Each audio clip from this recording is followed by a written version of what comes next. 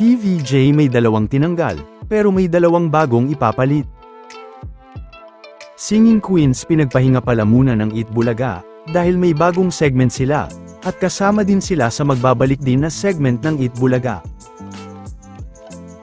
Talaga namang marami pa rin ng mga nagtatanong sa atin, kung bakit nawala ulit ang mga Singing Queens sa Eat Bulaga, pagkatapos nga nitong magbalik sa Eat Bulaga noong February 4, 2026,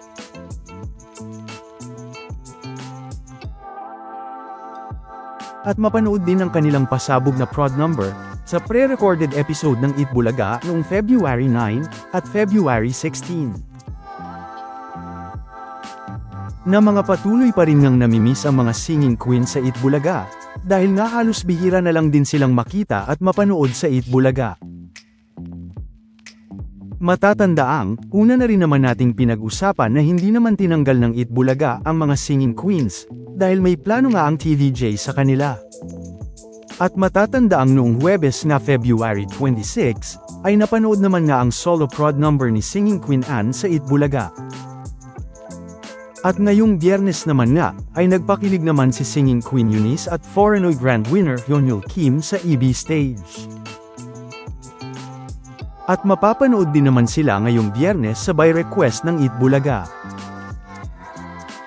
Na matatandaang, ayon sa mga Singing Queens, ay may pinaghahandaan nga daw sila sa Eat Bulaga, at talaga daw na nagpapamiss muna sila sa mga dog bark ads at sa kanilang mga fans.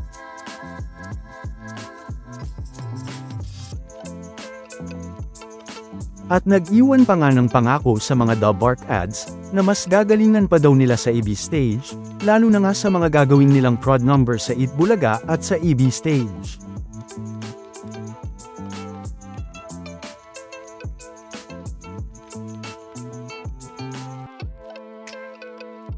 Na napag-usapan na rin naman natin noon. At naibalita na rin naman sa Frontline Pilipinas ng TV5. Pero, ano nga ba ang plano ng TVJ at Eat Bulaga sa mga Singing Queens? Ito nga, ay ang tila pagkakaroon ng bagong segment ng mga Singing Queens sa Eat Bulaga, na dapat nga nating abangan soon. Na sa katunayan nga, ay ito din naman ang sinasabi ng ilang mga netizens.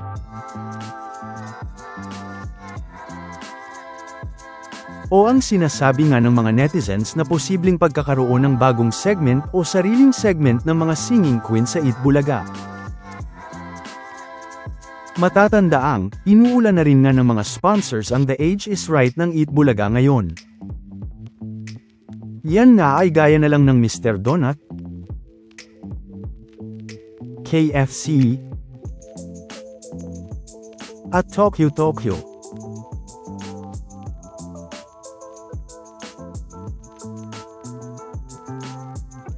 Kung ikukumpara nga sa Therapy noon.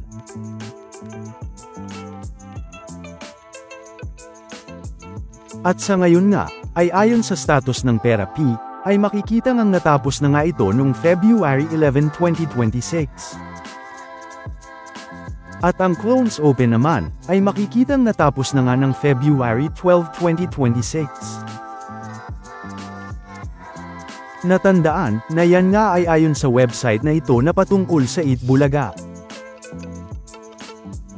Na matatandaang noong January 31 lang, ay makikita ngang active pa ang status nito.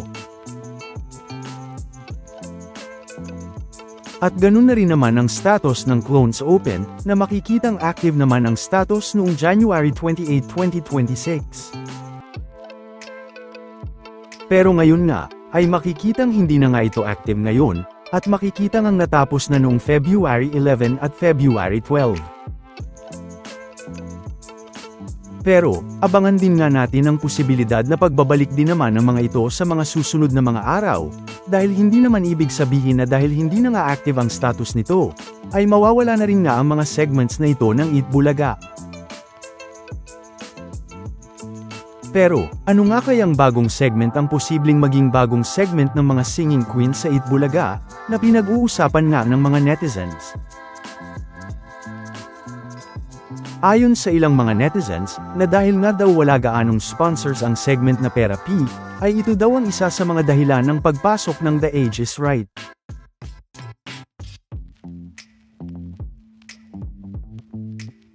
Na ayon sa mga netizens, ay maaring may kinalaman din nga ang bagong segment para sa mga singing queens, sa pagkanta ng mga ito, pero wala namang eksaktong nabanggit dito ang mga netizens. Pero, kung ang inyong lingkod nga ang tatanungin, ay para sa akin, ay mukhang may magbabalik na segments ang Eat Bulaga, na kung saan ay makakasama nga ang mga singing queens dito.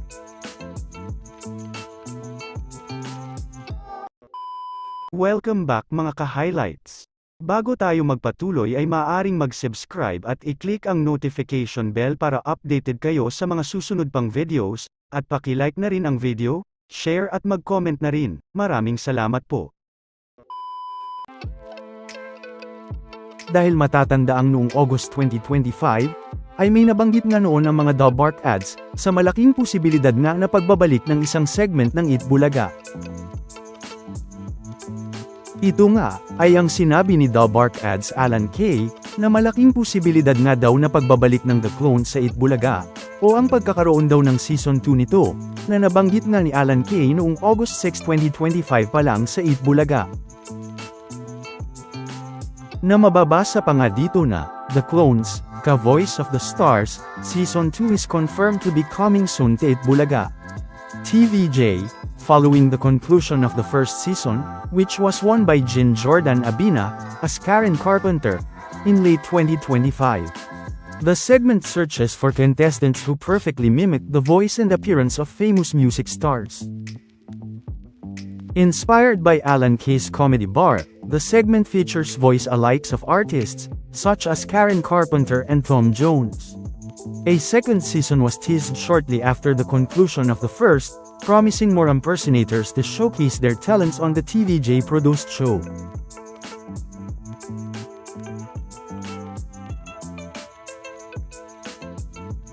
Naayon nga dito, ay ang The Clones Ka-Voice of the Stars Season 2 nga daw, ay kumpirmadong malapit ng mapanood sa Eat Bulaga, kasunod ng pagtatapos ng unang season, na napanalunan ni Jean Jordan Abina, bilang Karen Carpenter, noong huling bahagi ng 2025. Dagdag pa nga dito, na ang pangalawang season daw ay gaya ng napag-usapan natin kanina, ay nabanggit nga noong unang season pa lang ng The Clones, dahil nga para daw mas marami pang ang impersonator o mga clones, na magpapakita ng kanilang mga talent sa Eat Bulaga at sa EB stage. Na matatandaang kasama nga ang mga singing queens dito, na nakikipagkulitan kasama ng mga Dobark ads sa segment na ito. Na talaga namang isa nga lang sa mga segments ng Eat Bulaga, na hindi lang nag-viral at trending sa Pilipinas, kundi maging sa ibang bansa at mga foreigners abroad.